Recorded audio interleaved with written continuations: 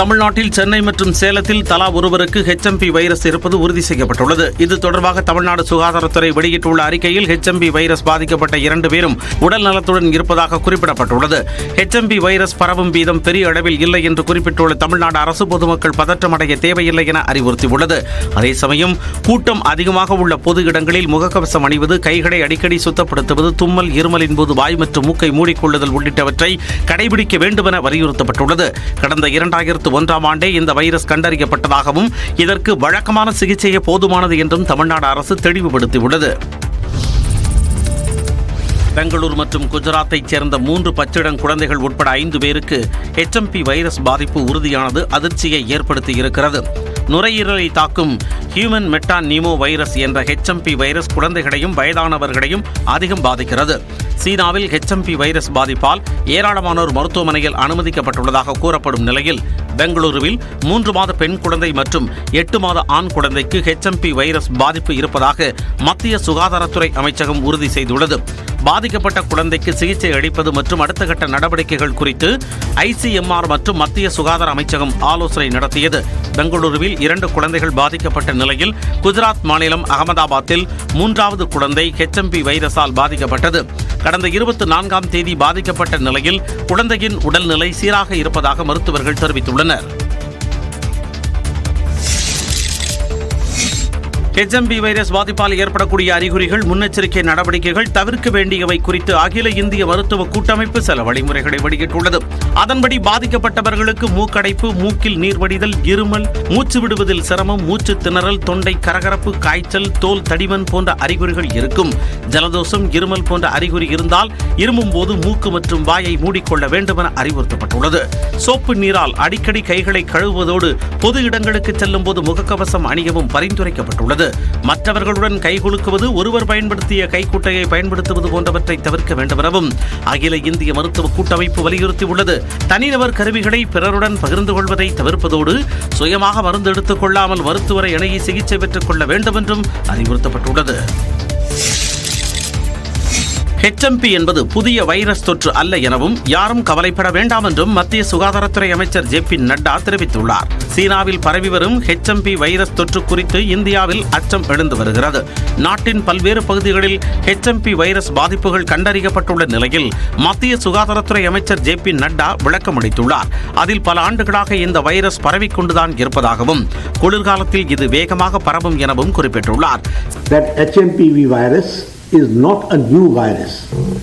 It was first identified in 2001 and it has been circulating in the entire world since many years. HMPV spreads through the air by way of respiration. This can affect persons of all age groups. சீனாவின் நிலைமையை உன்னிப்பாக கண்காணித்து வருவதாகவும் நாட்டில் சுகாதார அமைப்புகள் விழிப்புடன் இருப்பதாகவும் நட்டா குறிப்பிட்டுள்ளார். இந்நிலையில் HMP வைரஸ் பாதிப்பு பெரிய அளவில் இருக்காது என்றும் காய்ச்சல், சளியின் போது எடுக்கும் வழக்கமான முன்னெச்சரிக்கையே போதுமானது என்றும் உலக சுகாதார அமைப்பின் முன்னாள் முதன்மை விஞ்ஞானி சௌமியா சுவாமிநாதன் தெரிவித்துள்ளார். HMPV வைரஸ் பாதிப்பு பயப்படக்கூடியது இல்லை என மருத்துவ நிபுணர் அமலோற்பவநாதன் தெரிவித்துள்ளார். மக்கள் எதுக்கும் அச்சப்பட தேவையில்லை. ஏனென்றால் இது கொரோனா வைரஸ் போல அல்ல. கொரோனா வைரஸ் வந்தபோது அது மனித குலத்துக்கே புதிது, அது யாருக்குமே தெரியாது.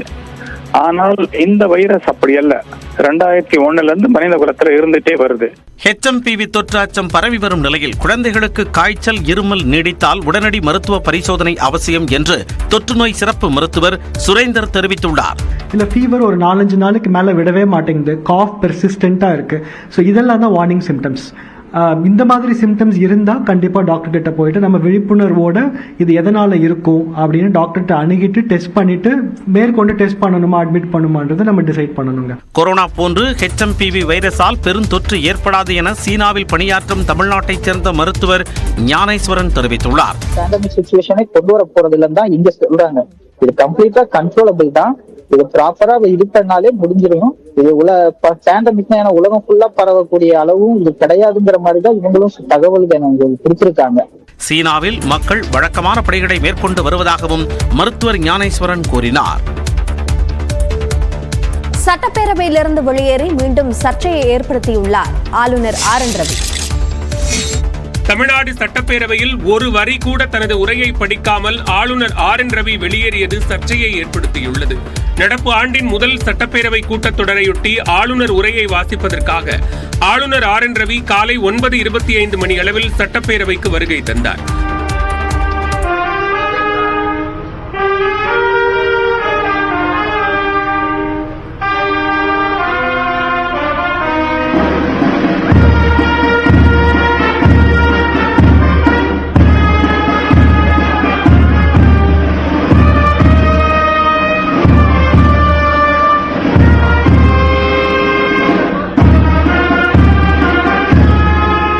அதன் பின்னர் சட்டப்பேரவை கூட்டம் தமிழ்தாய் வாழ்த்து பாடலுடன் தொடங்கியது. அப்போது பல்கலைக்கழகங்களில் துணைவேந்தர் நியமனம் செய்யப்படாததை கண்டித்து சட்டமன்ற உறுப்பினர் வேல்முருகன் முழக்கம் எழுப்பினார்.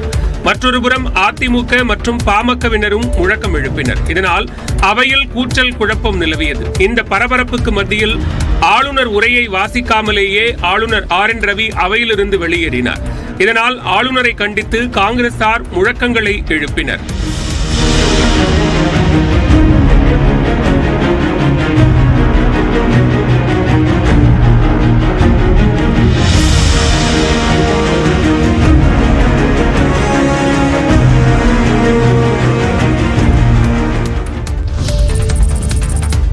ஆளுநர் உரைக்கு முன்பும் பின்பும் தேசிய கீதம் பாடப்படுவது கட்டாயம் என்று ஆளுநர் மாளிகை விளக்கம் அளித்துள்ளது. இது தொடர்பாக வெளியிடப்பட்டுள்ள அறிவிப்பில் ஒவ்வொரு நிகழ்விலும் மிகுந்த மரியாதையுடன் தமிழ்தாய் வாழ்த்தினை ஆளுநர் பாடி வருவதாக தெரிவிக்கப்பட்டுள்ளது.